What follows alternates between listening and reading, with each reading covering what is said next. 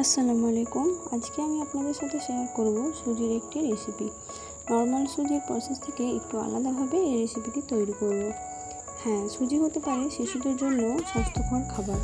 এটি carbohydrate, protein এবং ফাইবারের একটি ভালো উৎস এবং এটি হজম করা সহজ। বাচ্চাদের জন্য পুষ্টিকর খাবার তৈরি করতে সুজিকে অন্যান্য খাবার যেমন ফল ও সবজির সাথে মিশিয়ে দেওয়া যেতে পারে। আমি এখানে সুজির সাথে দিয়েছি দুটো কাঁঠালি কলা। কলাতে রয়েছে manganese, vitamin B6, vitamin C, fibre, potassium, iron, vitamin A, biotin, যা শরীরে এনার্জি বাড়াতে সাহায্য করে। শিশুর শরীরে এই ফলের ভালো প্রভাবই সর্বাধিক। দিয়েছি কাজু বাদাম।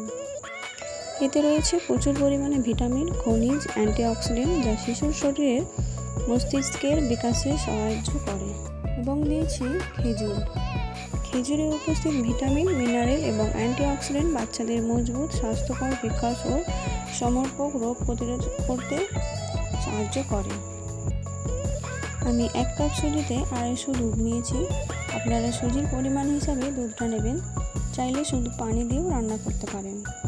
আমি বাদামটাকে গুঁড়ো করে নিয়েছি এবং কলাটাকে ছোট ছোট কেটেছি।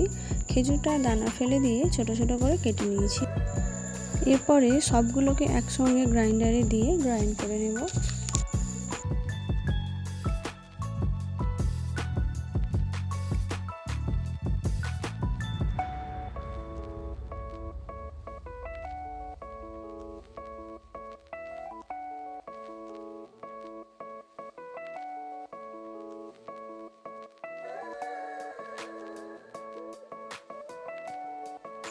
এবার আমি হালকা আঁচে সুজিটাকে ভেজে নেব। যতক্ষণ না সুজিটা বাদামি রঙের হয় ততক্ষণ সুজিটাকে ভাজতে থাকবো। সুজিটা বাদামি রঙের হয়ে গেছে, তা থেকে সুন্দর একটা খুশবু বের হচ্ছে।